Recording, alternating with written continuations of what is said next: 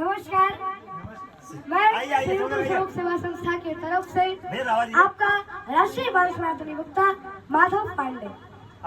आज सुंदरकांड हुआ है, तो मैं आप सबों को बताना चाहता हूँ कि सुंदरकांड क्या है। सुंदर एक हनुमान जी का दूसरा नाम भी है।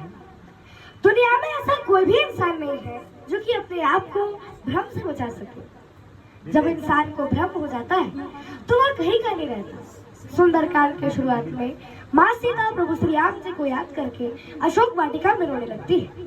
ठीक उसी समय दूसरी तरफ भगवान श्री रामचंद्र जी अपनी प्रिय पत्नी सीता के बारे में सोचते हैं कि वो कैसी होगी और कहाँ होगी, और इसी सोच में जंगल में भटकते हुए वे भी रोने लगते हैं।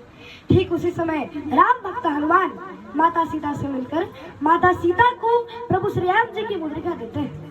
माता सीता मुद्रिका देखते ही अपने भ्रम से मुक्ति पा लेती है और तत्काल ही उन्हें दूसरा भ्रम कर लेता है कि उनकी प्रभु राम से दोबारा भेंट हो पाएगी या नहीं। और ठीक उसी समय दूसरी तरफ हनुमान जी माता सीता से मिलकर प्रभु श्री राम जी को माता सीता के बारे में बताते हैं, तो प्रभु श्री राम जी को भी इस भ्रम से मुक्ति मिलती है और उन्हें भी एक दूसरा भ्रम कर लेता है कि उनकी सीता जी से दोबारा भेंट हो पाएगी या नहीं।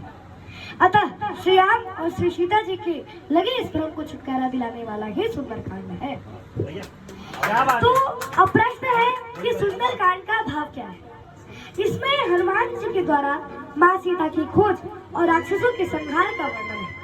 संपूर्ण मानस में भगवान के शौर्य और विजय की गाथा लिखी गई है, लेकिन इस कांड में भगवान के भक्त हनुमान जी के बल, बुद्धि और विजय का उल्लेख है।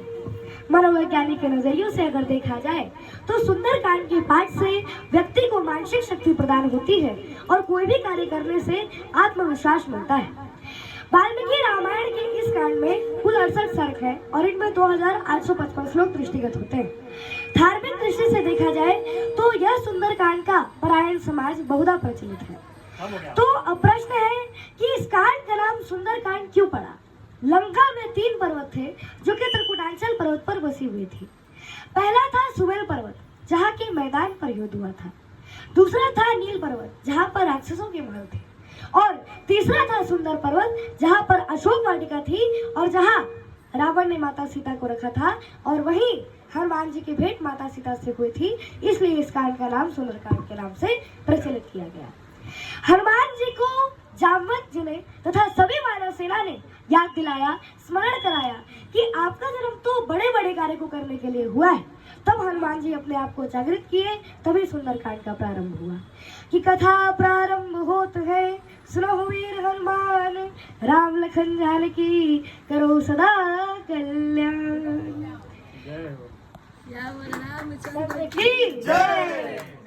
और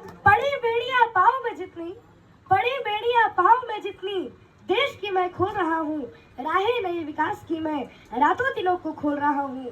मैं माधव पांडे बोल रहा हूँ, मैं मृत्युंजय अंकल बोल रहा हूँ, मैं काशी राम खांडे अंकल बोल रहा हूँ। जय श्री राम। स्वरूप सेवा संस्था आवाहन आवाहन आवाहन।